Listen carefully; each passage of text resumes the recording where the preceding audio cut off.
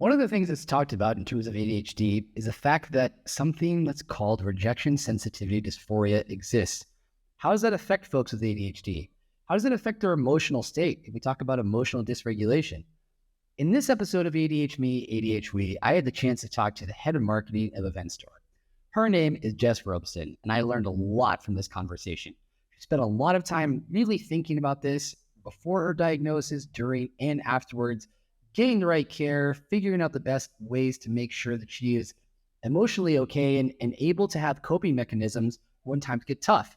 Apart from that, she's also a massive Lord of the Rings fan, very avid reader. She's a swimmer, doing all kinds of cool stuff, both professionally and personally, being an advocate for neurodiversity. Pretty sure you're going to like this episode. I learned a lot, and we'll definitely be having Jess back in the future.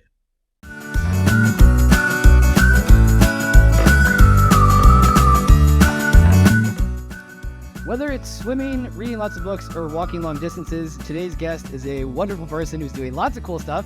Our paths crossed because of an interesting work situation, and once again, the power and possibilities, potential about being open around the ADHD topic is something that, brings us together. And so I encourage folks out there as well. Being open about this is a way to connect people. And as we were saying before we got started, these conversations make a difference for one person or even half a person or some percentage, that it's totally worth it. Yeah. That being said, I would like to welcome Jess to the ADHme, ADHwe podcast. Jess, thank you for joining us today. How are you doing? I'm good. Thank you so much for having me, Bart. This is a great opportunity. Thank you so much.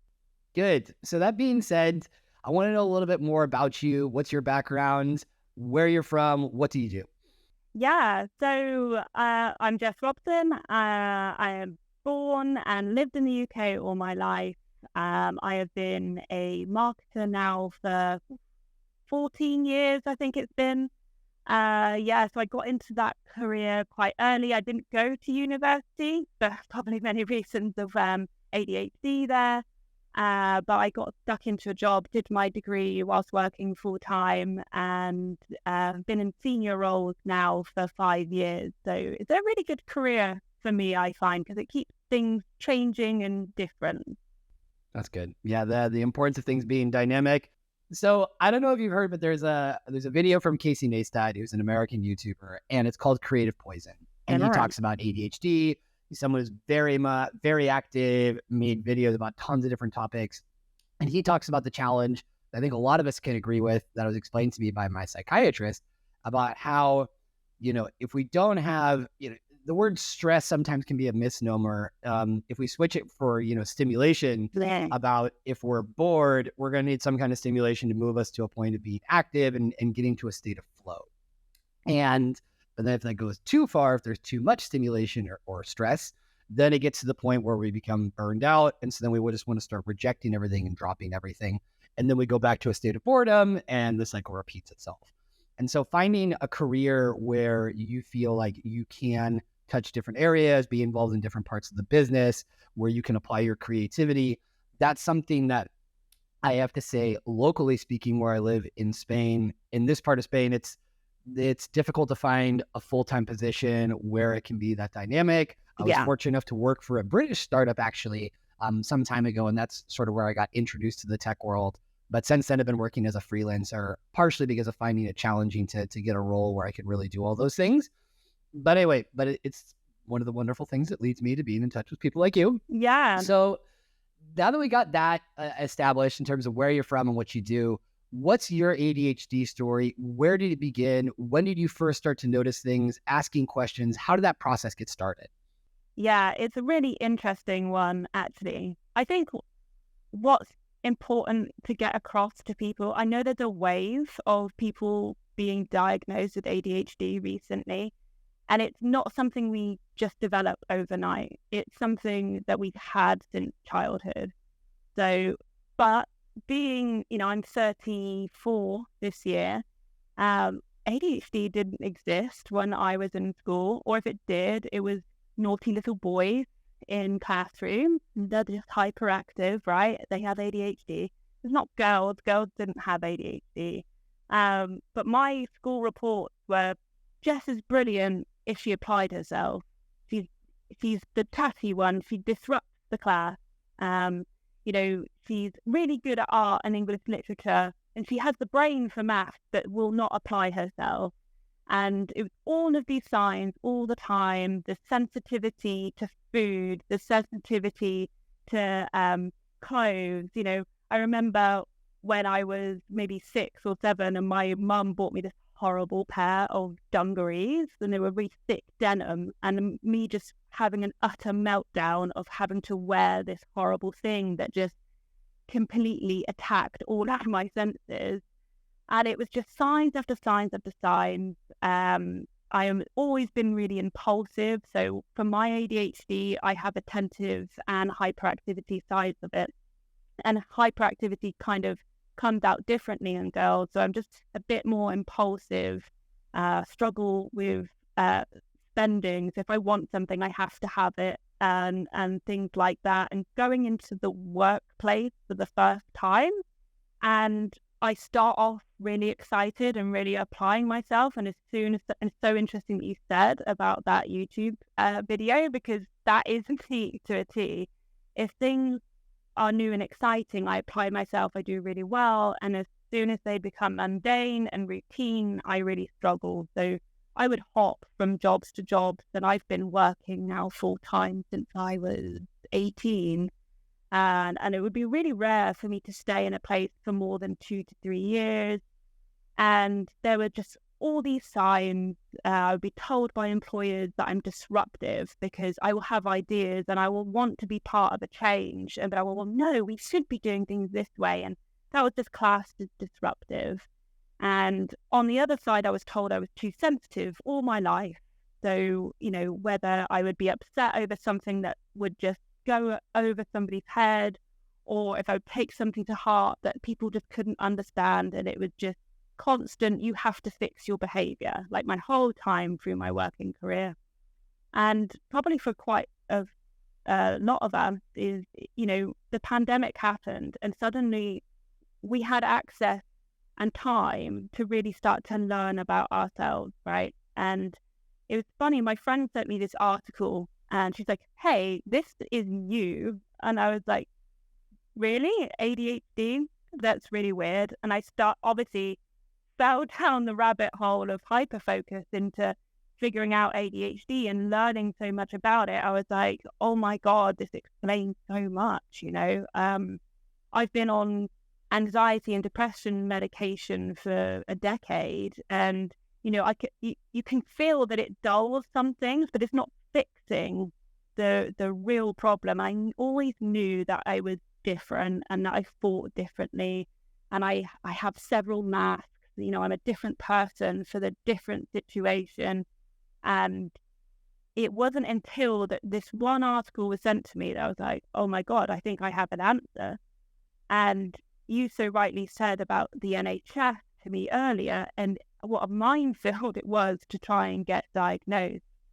Again, I went down the rabbit hole of really figuring out how I'd get around this. So I go to my doctor and say, hey, I think I have ADHD. And he's like, okay, well, the wait list on the NHS is 5 years. Do you still want to go for it? And I was like, well, yeah, I don't think it's going away, even if I have to wait 5 years. And I was speaking to now a friend of mine who recently got diagnosed, and she was like, wow, what you need to do is go through Right to Choose in the UK. And that's where the NHS allows you to go through a private company, but it's still covered with the NHS, and you can go back to the NHS when you're done. And that still took around 18 months for me to get that first appointment with the psychiatrist.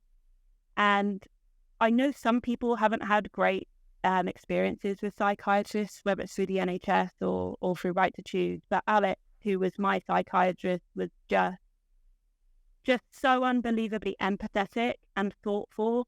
And after a few sessions, he was just like, it's just unbelievably clear to me that it is ADHD that you have, Jess, and it's inattentive and hyperactive, so it's combined type. So it was a long old journey, and I got diagnosed, it was May last year, and it really has changed my life in so many ways to uncover the real reason why I felt so different, so wrong, and there are reasons behind this, and it's been really interesting. Mm-hmm. With that in mind, I think a takeaway for listeners, and something that you mentioned before, is that, this is a process, and it's a process that has started long before, the diagnosis process, which is another process, and that these things are generally going to take more time than we'd like to. And whether it's getting the diagnosis or afterwards, or if you decide that you want to go down the medication route, which one's going to be best for you, what's going to be the best fit? Is it to expect that something is going to be 100% within a very short period of time? Probably being a little bit too demanding. Yeah. And so building, patience and self-kindness into that process. Self-kindness is something we'll definitely talk about in a bit. But I want to know, like, in your case, and because of becoming more aware of it, having had, experience taking taking medication for anxiety and depression. I took medication for depression once, and that was in university, and had a bad experience, and also went into with a lot of biased opinions and stigma and things like that. So anyway, but regardless, is that at that point in time, and that's when I was going through a really rough depression, and self-harm and self-medication, a lot of things that were going into that, and ADHD was never really put on the table, and I think part of that may have been being young. I definitely had episodes of intense emotional dysregulation, and you could say mood swings, and really, really harsh temper. But underneath that, an undercurrent of being really hard on myself. Yeah. I think in my case, because I did well academically, a lot of it may not have been perceived. And, the typical thing, ADHD was considered, it was sort of being discussed. I remember growing up, but generally fidgety boys that have bad behavior and don't do well in school. Yeah. And it was never really like, oh, someone that can actually be doing really well in school and doesn't have to study and things like that. Like, that's not going to be their problem. They have something else, but it's definitely not this. And so when I went through that process at the age of 19, and saw a psychologist for a bit, and then started seeing a psychologist for different reasons 3 years later, it never really came up. And It was always more about other things that had been going on in my life that also needed attention. But this sort of undercurrent of extreme moments of anger, a lot of self-hatred, and being impulsive. And so both those things being driven because of that, those were things that I think that were sort of under the radar, or not as detected as they should have been. Yeah. But I'd like to know more for people that, if you say like, okay, hi, my name is Jess and I have ADHD, the person on the other side of that conversation, they will have whatever they've heard or not heard about what ADHD means. And so like you said, oh no, but that's only for boys. You can't sit still, and it's interesting because I think we've done about 7 or 8 episodes now on the podcast, and about half the guests that we've had have been women. Yeah. So that experience is also different in and of itself. But when you explain to somebody that you have ADHD, what are some examples that you try to give to be more specific so that you get to drive that conversation? And I think it's something that it's tough, because you don't know if they're going to say like, oh, well, you're just crazy, or you have something else, or you spend too much time on social media, or you need to drink less coffee, or whatever it is that they've heard. How do you go about having that conversation? And what are the things that you specifically mention to say like, this is what I'm talking about? That's a really good one. And it's so interesting because I think of all the things that I've had in response to me sharing that I have ADHD, because it's uncomfortable, right? And I think there comes a lot of grief with a late diagnosis as well, and a lot of coming to terms that you have a disability, right? And I know, and it might not be for everybody. I know quite a few people with ADHD that don't like to class it as a disability. I do, because it's protected in the UK. So ADHD is a protected disability. We have rights. And, I can't do the things that some people can do. So when I explain to people that I have ADHD, I will go in with the main areas where I struggle. And that's I struggle with focus unless I'm completely, unbelievably head over heels passionate about something. I will leave admin until the very last minute because I need that dopamine rush of hitting the deadline. that's something that has got my attention, I will spend 8 hours flat out just being able to focus on it. And the number one symptom that I really struggle with is rejection sensitivity disorder.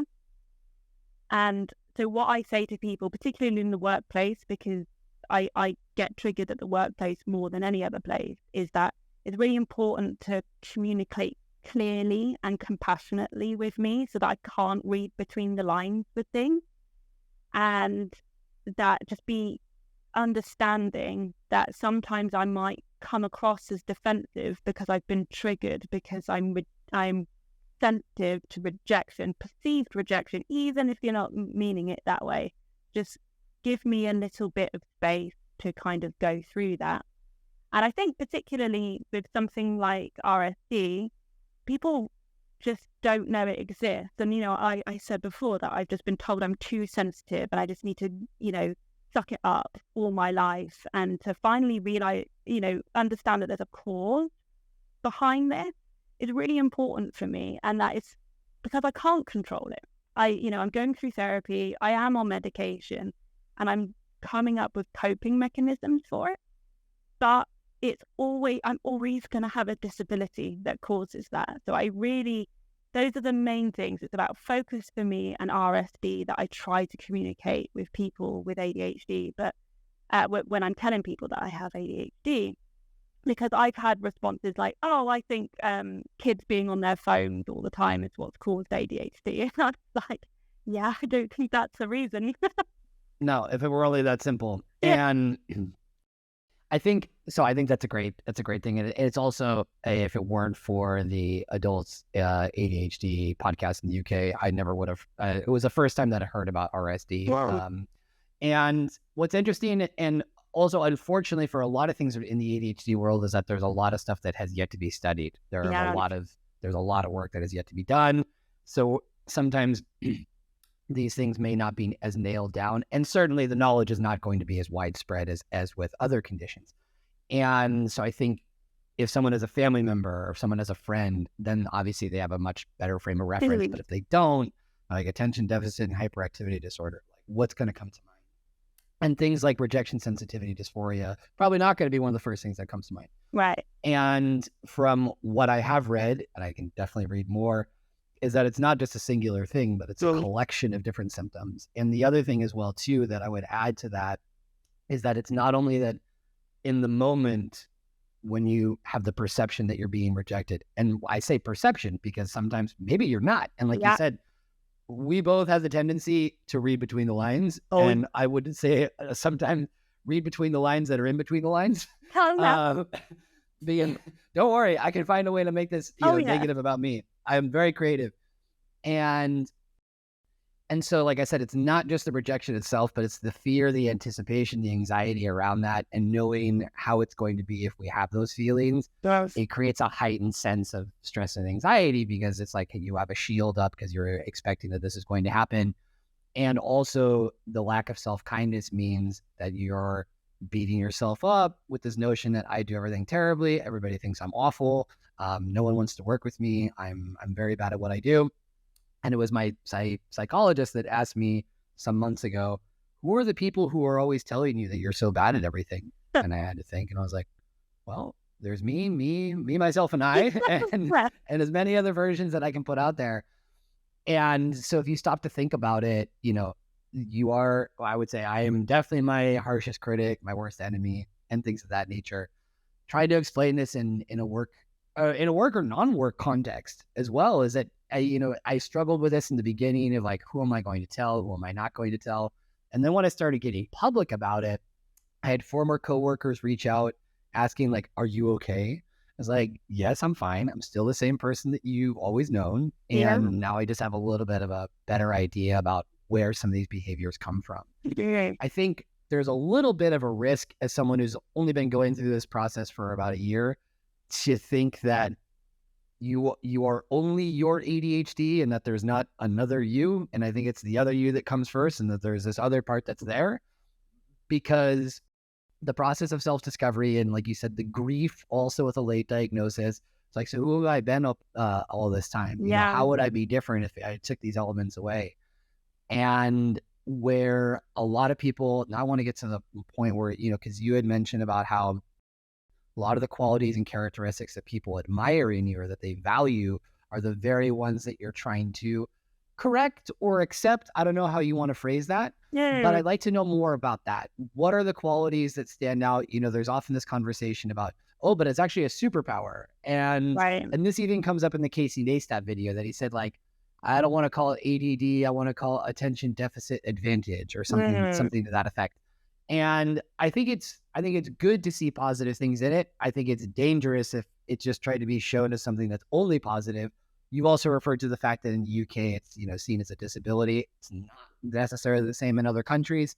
But what are the qualities that people see in you that they seem to highlight as being very positive, and perhaps you're not 100% in agreement with that? I think the good example of what you've just mentioned about reading between the lines. So I can see patterns and pick up from what feels like gut instinct about many things. It's why I can make really good, quick decisions in the business world. And I could be like, well, I can see the whole picture. I can see where the market is going, and I can see the patterns, and this is absolutely what we should be doing. And that feels like a superpower to an employer, or when I'm running my own business. You know, I've run several of my own businesses, and it just feels natural to me to be able to read everything and pull everything together to make something successful. But that same superpower is what leads me to rejection sensitivity dysphoria. It's perceived, I can see all the patterns and ways people talk to me, whether that's at work or at home or with my friends, and I can internalize that and digest it into something so unbelievably terrible that it can be it's a really horrendous experience, RSD. And I think people could think like, oh, you just get a little bit upset or you get a little bit sad about something. But an RSD attack for me, and usually it creeps up. So it starts with small rejections, and I will just kind of ignore it, and then something will tip me over the edge, and it will be hours of sobbing. It will be physical pain, like it feels like your heart is breaking. And it takes me, and I speak to my psychiatrist about this, and she's helping me like feel kindness to myself around this. That I literally have to cocoon myself for 3 days to get over an RSD attack. It's in my bedroom, in the dark, no one talked to me, I'm disconnected from screens, and I'm just feeling this intense emotional agony until I'm okay again. And then you go out raw, like an open wound, waiting for the next thing to happen. And that's really horrendous. So I think it's really important for us to celebrate the superpowers of ADHD, because we're creative, we're driven, we're passionate. We see things that not many people see. We are visionaries, right? But if someone says one word thing to us and we break like this, that needs to be acknowledged as well. And we can't just class it as a superpower. We have to give the other side of ADHD its focus, because we deserve a connection with everyone and feel like we should be understood, right? Absolutely. And I think that without having access to, you know, proper information or data points about this would be a little bit tricky. But one of the things that, you know, that I've discovered throughout this process, and I suppose that, you know, in terms of the people that have been interviewed for the podcast, pretty much everyone's coming from, you know, tech background in some way or another, working in a sector that's very vibrant, that has a lot of movement, and people that are all employed. And having said that, though, some have gone through burnout, some have gone through job changes, some have gone through different things. But what I think a lot of people may not be aware of the fact that one of the things I learned is that because of being in Spain, that ADHD in adults wasn't really talked about in Spain until I think it was in the 70s or 80s, I think more the 80s and 70s. They were looking at there was a drug rehabilitation clinic, and they started realizing that, oh, a lot of these people have substance abuse problems, but behind that, they have problems with being impulsive. Yeah. And and some other issues that were there. And so then they started taking a closer look and realizing like, oh, there's kind of a pattern here. So whether it's substance use, whether it's anxiety, whether it's depression, whether it's suicide attempts, there is a very, I don't want to say dark side, but there are a lot of things that are just not, that go much beyond the fidgety student who can't sit still and concentrate, that there's, and a higher percentage of folks with ADHD, many of whom undiagnosed, that are incarcerated. And it's not wanting to live a life of a criminal, that it's, once again, being impulsive, enjoying risk, getting dopamine hits from all these kind of things. Then you see the flip side of that, and why you'll find articles talking about a lot of entrepreneurs are, probably somewhat ADHD affiliated, or have, that it could be present because of the attraction to risk, because of, not being afraid of risks and enjoying the dopamine rush of being involved in new projects, of starting new things. Perhaps the challenge around sustaining them, that's something that's come up because we had a CTO and co-founder of a Kubernetes consultancy on, shout out to Fabian. And so, like I said, there's like many things in life, it takes time to actually dig into this. The problem is when you're at a party or whatever, or at work, and someone says, oh, so-and-so has ADHD. And then you start getting comments and like, well, how do I condense this and make it clear to you that, it's multifaceted. There are a lot of different things. My experience, I can only speak to, I can't speak to yours or anyone else's, hence the name of the podcast, ADHme, because it's personal, ADHwe, because there are collective elements. But I think it's one of the challenges. It keeps coming up in the episodes to the point that creating some kind of a short guide for people to understand things, both on the side of when having to explain this, as well as particularly for folks who have just been diagnosed, because I think it can be very overwhelming depending on where they are and things like that. So that I would like to know, what are the things that you would encourage folks that are getting diagnosed, if you could choose 2 to 3 things, saying like, if I were you, having been through the process that I've been through, I would definitely recommend this, that, and the other. Anything that comes to mind. Yeah, so the ADHwe website is amazing. I felt like that was like my Bible whilst I was getting diagnosed. It's probably not designed for our attention sometimes, but if you're in the rabbit hole of hyperfocus, you can blast through lots of stuff, and learning about that was amazing.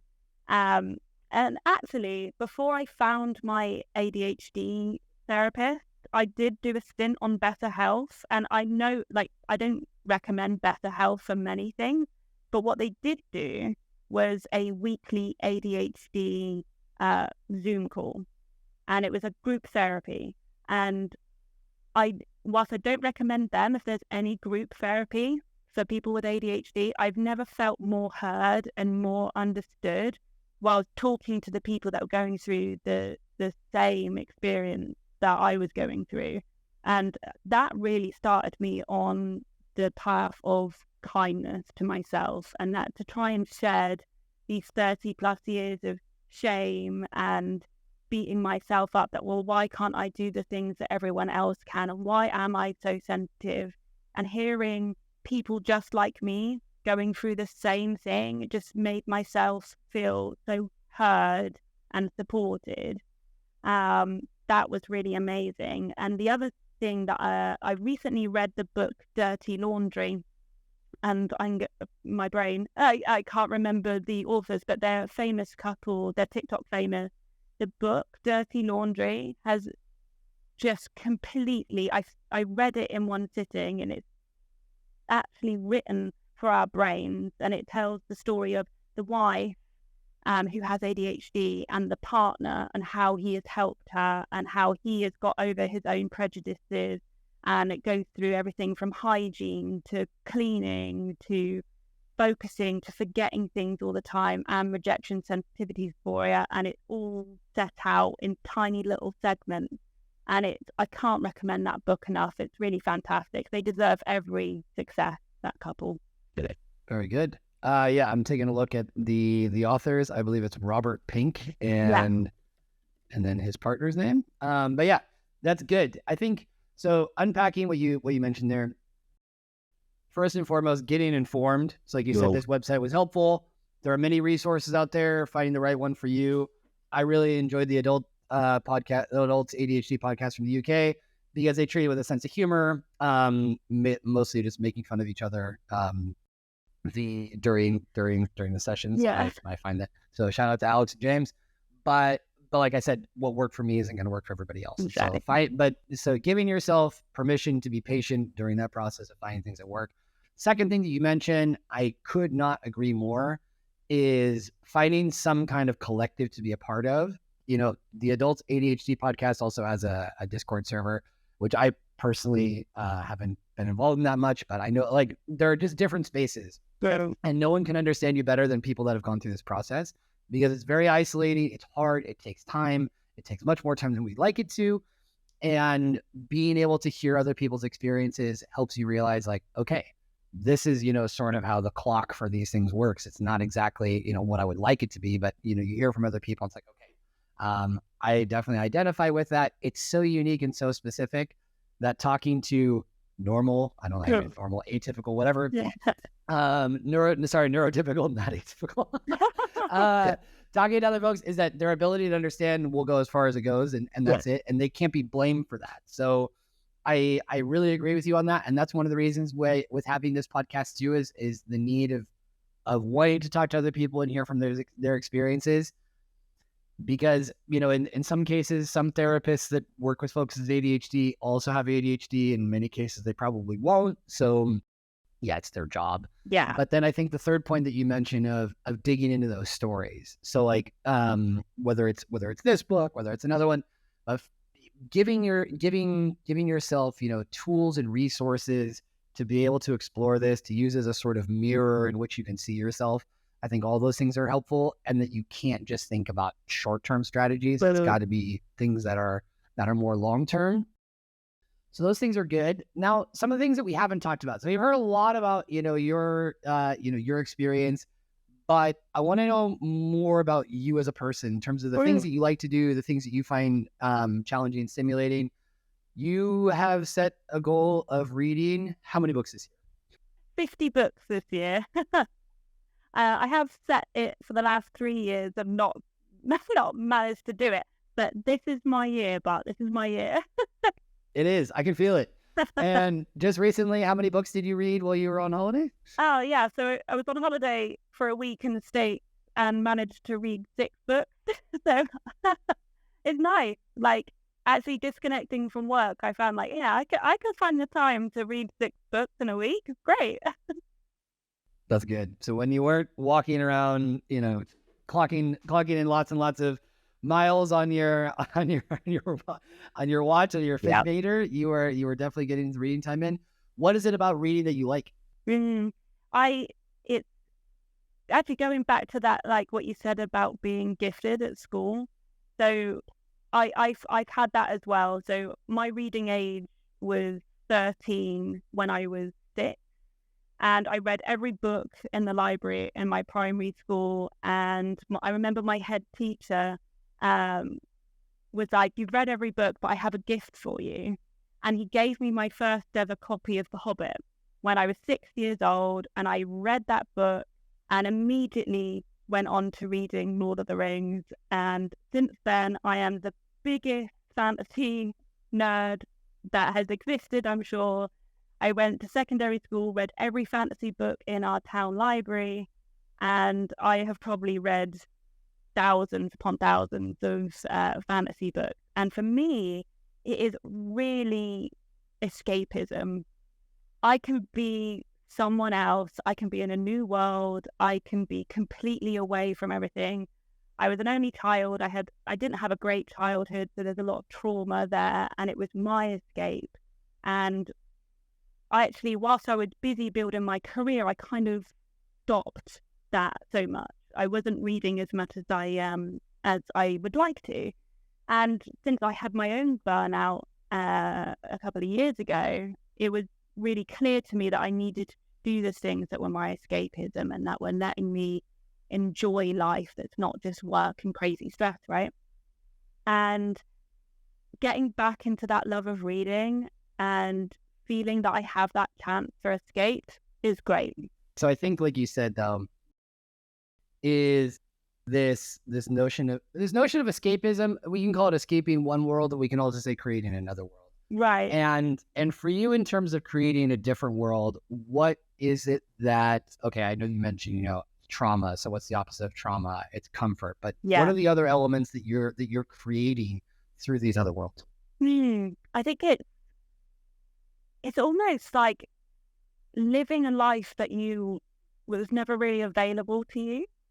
And because it's in a fantasy setting, it feels, for me, almost more real. I can't read books that are like set in London. That just weirds me out. I'm like, I don't want to read about a street I walked down yesterday on my way to the meeting. Like, it has to be somewhere completely different, because it's almost like, if I can set myself in that setting, I can be this person and I can be normal and all of those things. It doesn't fit right in a normal world for me, because I'm not that type of person. So it is the opposite of trauma, right? And we talk about there's a term glimmer, which is like the opposite of triggers. And reading a good book, getting stuck into a good book, falling in love with characters, falling in love with the world is a glimmer, is comfort for me. I find it interesting that you say that, like, reading a book in London puts constraints, because it's like, now this has to be London. And whereas if it's Lord of the Rings or, and also fantasy, it goes on so many different directions. I think where you get to be, where you become the author, where you become the director, where you get to decide how things look and how they feel. And I find that it's easier to situate yourself in that, rather than this idea of like, oh, I'm watching a documentary about London. And no, I mean, that's cool too. Don't get me wrong. Oh yeah. Are there any characters that you find that you identify with more than others? Do you know what? I think my favorite series of books is by an author called Robin Hobb, and she has several trilogies, but one of her most core characters is a character called Fitz. And Fitz is an outcast from the day he was born. He is never the hero of the story, but he enables other people to be heroes. And he does everything wrong that you could ever think of. His story is dark, it's full of pain, it's full of loss, but he enables other people to succeed and be heroes. And I feel like I've connected with him more than any other character. That probably goes to Robin Hobb's amazing writing, because she brings this character to life. But I love that fact of, you don't always have to be reading about a hero, that there's a character that enables other people to be the heroes in their own story. And I've always been like that. It's been uncomfortable for me to like get on a pedestal and talk about ADHD, but I will, and I will continue to do it, because I've in my career I've only ever wanted to be a manager, so I can see other people succeed and see other people do well, and that's what I love more than anything. And same with my friends, actually. Like I surround myself with people that I want to see do well, and I encourage. And my friend Lou would say that I'm the best salesperson that she's ever spoke to. She won't mind me sharing that, I got her into wild swimming because I was like, yes, we really need to go and do this. I persuaded her to buy a paddleboard, and now we go on these holidays and we explore and we do all of these things. And I like to enable other people to do exciting and amazing things, and that's why I connect with that character. That's great. And I think there's almost a notion that I've read about to relate to ADHD. Curious to your thoughts on this, about additional sensitivity towards justice. Yeah. And I think perhaps an extension, like wanting the best for others, is that I would say that's something that I try to do, whether it's through mentorship or things like that, or that I might not be that great at promoting myself, but I would like to think I'm really good at promoting others. And that's something that I get a great deal of satisfaction from. The risk there becomes when you work so hard for others, but then at your own expense and not taking care of yourself. I would just categorically say I'm very bad at taking care of myself. Yeah. And it's almost something that I don't know how to do, and I'm almost 40. And when taking care of yourself, I'm not talking about, washing my clothes and making my bed. Yeah. But I'm saying that having immense amount of energy endless, really, and very like as extreme level of difficulty when it comes to saying, no if someone's asking for help. And sometimes people don't even ask, they're just saying like, hey, I'm here, I'm going to do this. Right. And it's like, well, nobody asked you to, and then later complain like, oh, I have no time for myself while I'm in this situation. But the perception towards justice or injustice, is that something that you've read about? Is that something you've experienced? Oh my God. So I think this is not something I've really looked into in much detail, but it has been a core across my entire life. It would be really hard for me to name them, but I have extreme values of justice and my own core set of values. And I've been known, if anyone has crossed a core value of mine, they're gone.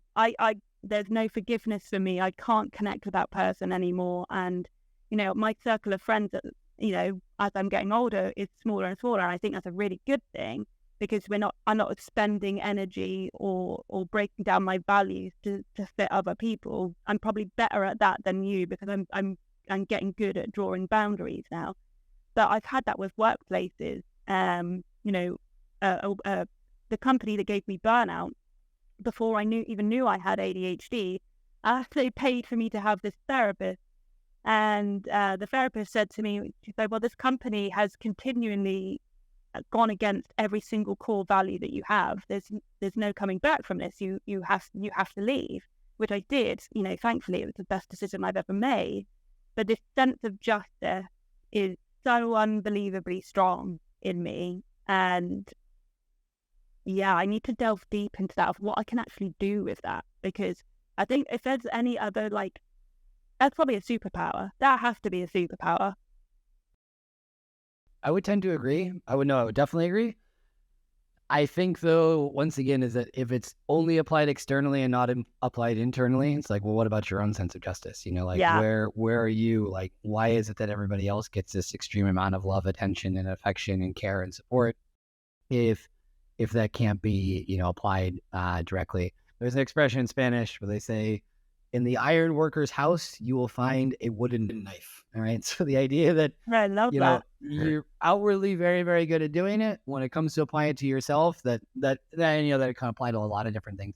But it's something that, and also every family is different, but because of my diagnosis and getting the conversations out in the open, now other family members have realized, they're like, okay, there are definitely some things that line up there. And this injustice thing, or and social justice, is like very, very strong in my family, and so it's something that you'll see a lot. But then also where it creates a deficit of everything's being done externally, and then internally it might be lacking somewhat. And in my head, and same thing with taking care of myself, is that I associate that as arrogance and being egotistical and things like that. But it doesn't have to be. No. It doesn't have to be. But I've built up that argumentation too much over time, and so it just seems like, well, no, if you're nice to yourself, then you're an egomaniac, or you're going too far.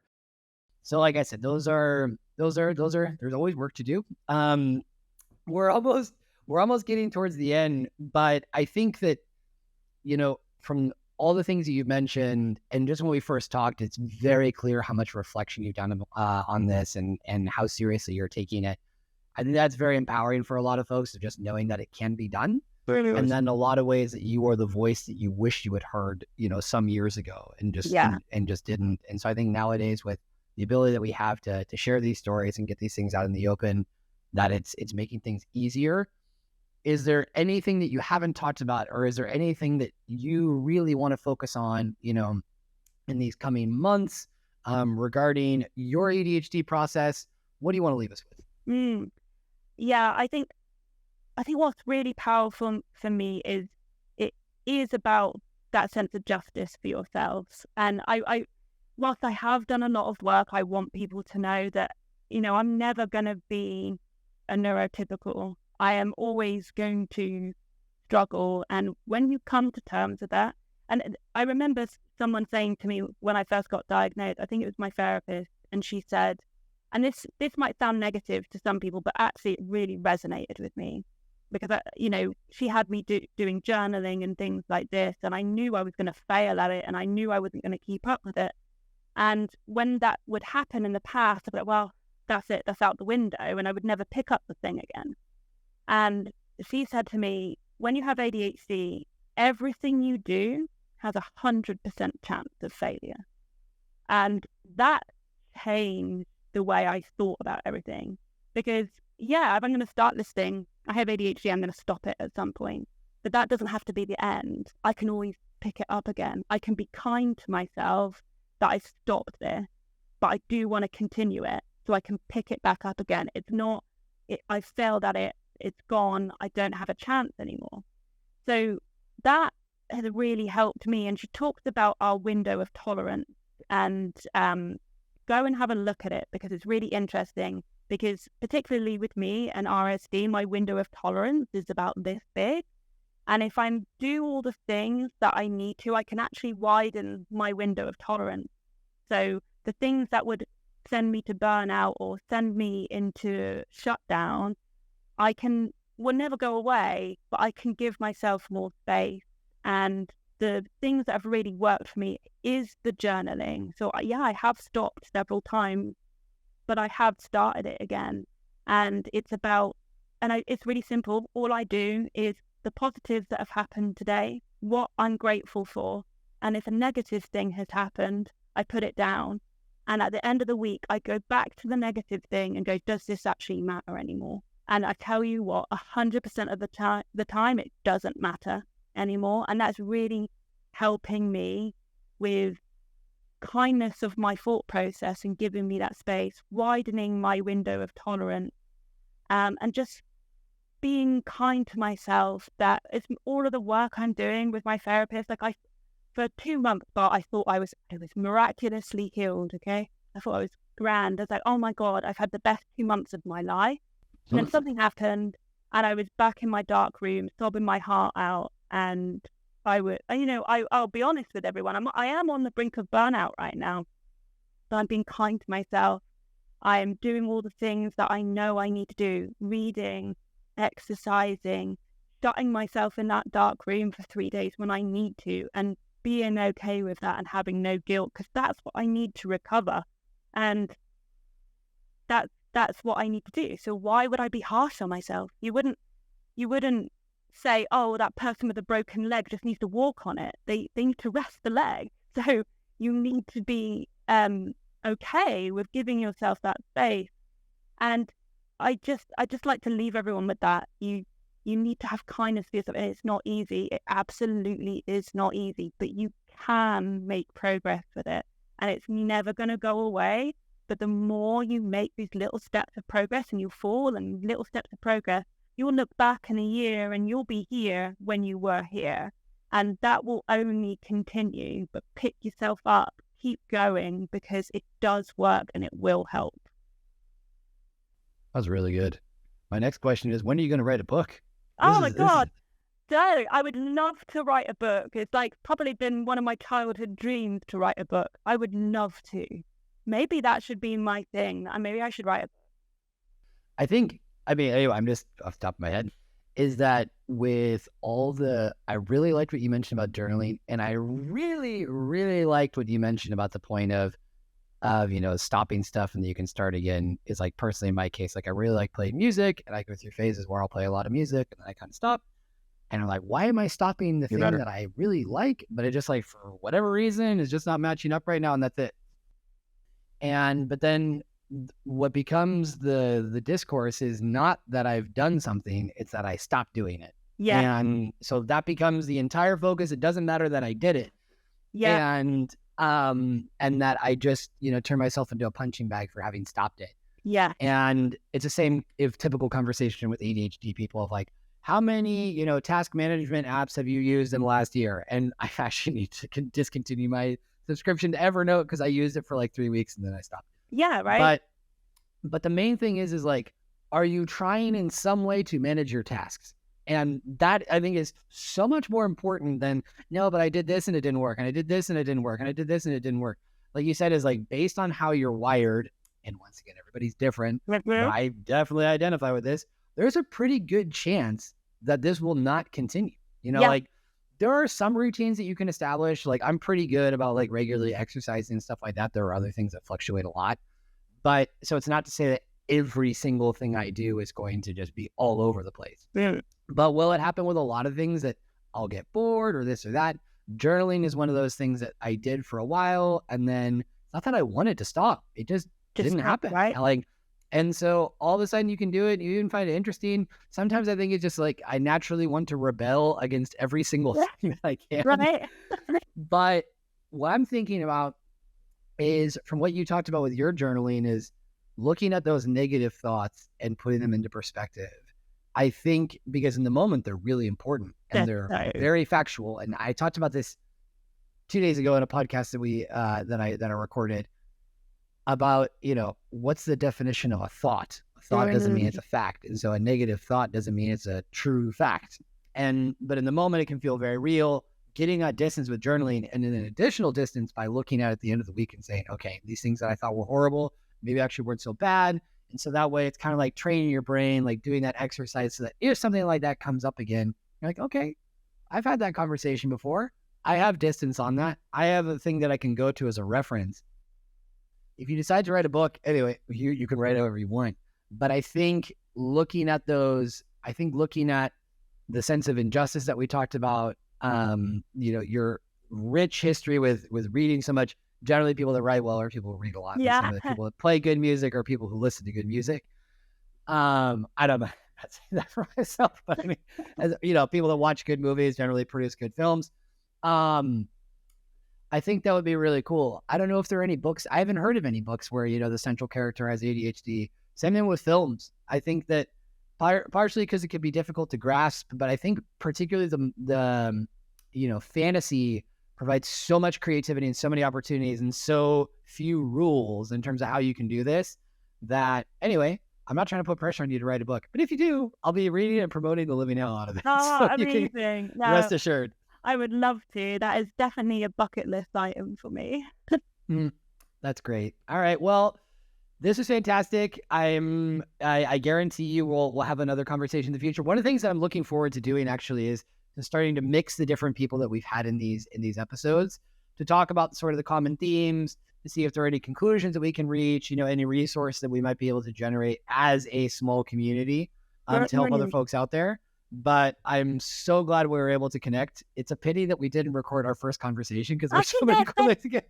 I was writing a bunch of stuff down, but anyway, it was so good to talk to you and so good to learn from you. I'm very grateful that you're so willing to share your knowledge and your experience. I think it says a lot about you and about all the work that you've been doing. And I look forward to future conversations and seeing what you're up to. Yeah, amazing. Right back at you, Bart. It's just, I love these chance meetings of meeting wonderful people. And I'm so glad that we got in touch through a random interview and through my HR person getting in touch with me. It's amazing. And what you're doing here is fantastic. We need to do more of it. And it's so good to see someone with ADHD talking about it so openly. And it's something that we need to do more of, right? Because I want to see that next generation of neurodivergent folks just have everything that they need. Absolutely. I have it right there with you. And so, yeah, let's be part of the change. Yeah, great. Let's do it. All right. Thanks so much, Jess. Thanks, Take care. Mark. Cheers. Bye.